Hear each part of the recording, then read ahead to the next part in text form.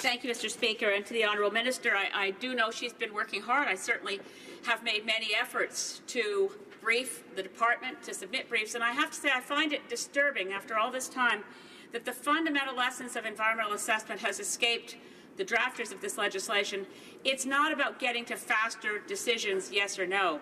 Environmental assessment in this country, and I hate to sound so very old, but I participated in the first environmental assessment in the country that took place in 1976.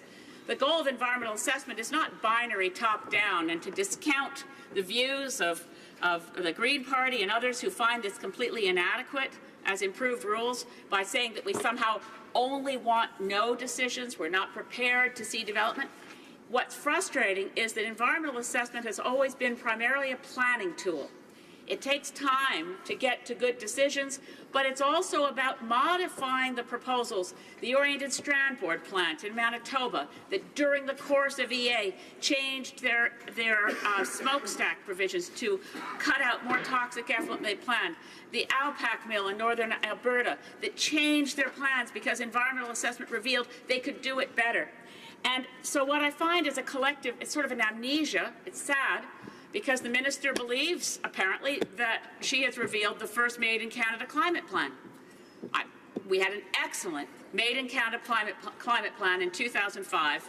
Former Environment Minister Stéphane Dion, now our ambassador to Germany, could fully inform that side of the House on that climate plan. In 2005, we also had effective environmental assessment legislation that worked better than what's before us today. So my question for the minister, because I can't determine it from reading the bill, it's not transparency that Canadians wanted, it's effective environmental review with rights for the public to participate effectively, which means we cannot ever see the travesty of what happened in the Kinder Morgan NEB review, where intervenors were denied the right of cross-examination of experts. I see in this bill public participation in Section 53.3, the ability to participate in Section 51, but with these increased timelines, will participant intervenors have the right to cross-examine the proponent? The Honourable Minister of Environment. Thank you, Mr. Speaker. I want to thank the member opposite, and I want to thank her for her long-standing commitment to the environment. We think that we can do better with environmental assessments. And with due respect, that I agree that environmental assessments are not about just transparency, but making sure that you have transparency is a precondition to trust. And it is only with trust that you can have a system that Canadians believe in and that good projects can go ahead.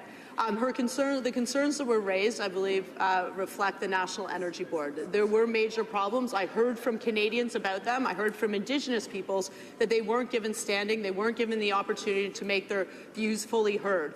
That's why we have moved forward with, for example, recognition of rights up front.